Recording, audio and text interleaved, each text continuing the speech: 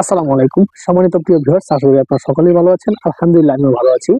তো আজকে অত্যন্ত গুরুত্বপূর্ণ একটা বিষয় নিয়ে আলোচনা করব। সেটা হচ্ছে আপনার মুরগির যদি সোনালী মুরগির বা যেকোনো মুরগির যদি আপনার ঠান্ডা এবং আমাশা ২ টা যদি একসাথে হয়, তাহলে আপনি কি ওষুধ দিবেন এবং ২ টার লক্ষণগুলা কি এবং ওষুধটা কিভাবে দিবেন, কোন ওষুধটা দিবেন সে বিষয়টা নিয়ে ইনশাআল্লাহ আলোচনা করব। ১ম এ হচ্ছে আমার যে সোনালী সুপার হাইব্রিড পিছনে দেখতে পাচ্ছেন মুরগিগুলা, এগুলা কিন্তু অলরেডি ঠান্ডা এবং আমাশা ২ টা কিন্তু একসাথে। এখন কথা হচ্ছে আ ঠান্ডাটা আমি কিভাবে বুঝলাম? ঠান্ডাটা হচ্ছে আপনার মুরগির দেখা গেছে আপনি যখন বয়সটা ছোট থাকবে মুরগির আপনি বুঝতে পারবেন যে মুরগির চোখের মধ্যে দেখবেন মুরগির চোখটা থাকবে একবারে গোল। ঠিক আছে? কিন্তু চোখটা যখন দেখবেন যে একটু গোলের থেকে একটু আ বড় হয়ে গেছে বা একটু পানি জমে আছে চোখের মধ্যে, তখন ভাববেন যে এই মুরগিটার ঠান্ডা আছে। তারপরেও আপনি বুঝবেন যেটা হচ্ছে মুরগির খক একটা আওয়াজ করবে। মুরগির নাকে টিপ দিলে পানি পড়বে। অনেক সময় নাকে টিপ দিলে পানি আসবে না। নাকে টিপ দিলে যদি পানি আসে তাহলে সেটা হচ্ছে একদম ঠান্ডার একবার হাই পর্যায়ের ঠান্ডা আরকি। তো এর আগে আপনি যেসব সিম্পটম দেখে বুঝবেন আরকি যে মুরগি মোটামুটি গলায় একটা শব্দ করবে বা মুরগি কাশি দিবে, এটা আপনি বুঝতেই পারবেন। ঠান্ডার বিষয়টা আপনি বুঝতে পারবেন। আর এটা হচ্ছে অনেকটা লিটারের সাথে অনেকটা সামঞ্জস্য থাকে। ঠান্ডার বিষয়টা বা আবহাওয়ার সাথে অনেকটা সামঞ্জস্য থাকে। যাই হোক, যদি আপনার মুরগি এমন ঠান্ডা থাকে এবং পাশাপাশি আপনার মুরগি যদি আমাশা থাকে। এখন আমাশা আমার মুরগি আমি কিভাবে বুঝলাম? সেটা হচ্ছে, প্রথম কথা হচ্ছে আজকে আমার মুরগির বয়স হচ্ছে ১৭ দিন। আপনার মুরগি যখন ব্রুডিং থেকে ১৪ দিন পর থেকে কিন্তু আমাশার হওয়ার সম্ভাবনা কিন্তু সবচেয়ে বেশি। এবং আপনার যে আমাশা হইতে হবে, সেটা আমাশা হওয়ার পরে যে আপনি ট্রিটমেন্ট করবেন জিনিসটা এমন নাও হইতে পারে। যেমন আমার মুরগি গতকালকে দেখছি যে আমি হালকা ঠুকরাঠুকি করতেছে। তা হালকা ঠুকরাঠুকি করার মানে হচ্ছে আপনার মুরগি সামনে ২-৩ দিন পরে আপনার মুরগি কিন্তু আমাশা চলে আসবে। এটা কিন্তু আমি একদম পরীক্ষিত। আমি এটা অনেক খেয়াল করছি। যার কারণে আলহামদুলিল্লাহ এই বিষয়টার জন্য আমি সতর্ক হইছি।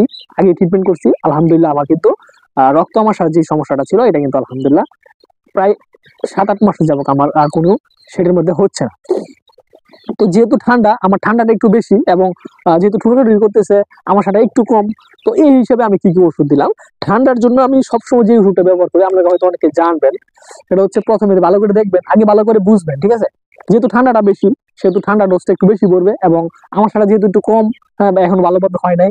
তো এইজন্য আমাশার ডোজটা কিন্তু একটু কম পড়বে। সেই জিনিসটা খেয়াল করবেন। তো ১ম এ হচ্ছে ডক্সিবেট। ডক্সিবেট রানিরা কোম্পানি ডক্সিবেট ১ লিটার পানির মধ্যে আপনি ১ গ্রাম ওষুধ দিবেন। ঠিক আছে? ডক্সিবেটের সাথে দিবেন হচ্ছে আপনি, এই যে দেখেন ডক্সিবেটের সাথে আপনি দিবেন হচ্ছে মাইক্রোনিড।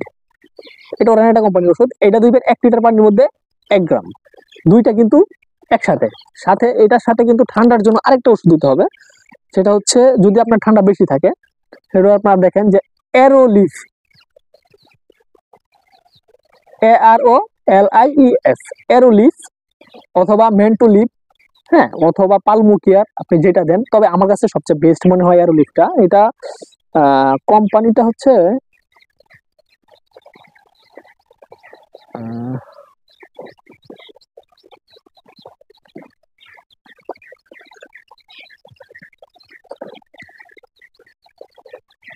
PVF agro limited, manufacture by camp, মানে বাইরের একটা ওষুধ, কিন্তু বাংলাদেশ PVF কোম্পানি এটা ম্যানুফ্যাকচার করে আরকি, অ্যারোলিফ।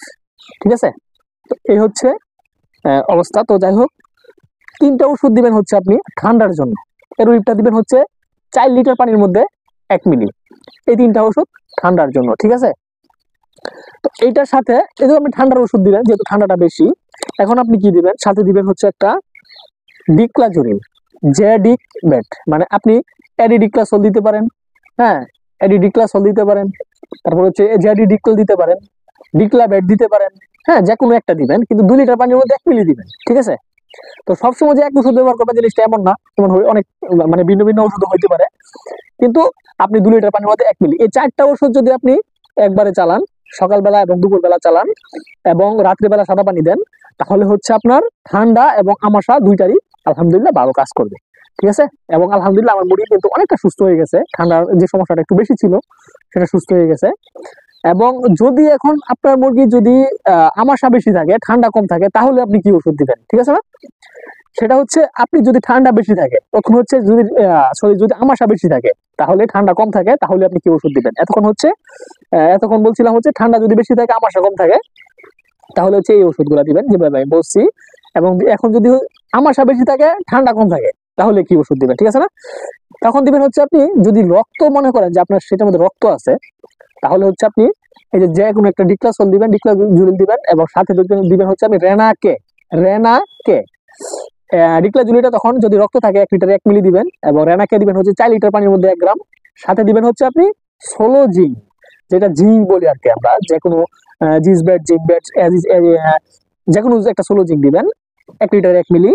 সবগুলা 2-3টা দিবেন হচ্ছে আপনার আমাশার জন্য, প্লাস সাথে দিবেন হচ্ছে আপনি যে কোনো একটা দিবেন হচ্ছে আপনি ঠান্ডার জন্য। যদি ঠান্ডা হালকা, আপনি অ্যারোলিটা দিলেই ঠান্ডা হালকা ঠান্ডাটা সেরে যাবে, ঠিক আছে? অ্যারোলিটা 4 লিটার বা 5 লিটার পানির মধ্যে 1 মিলি।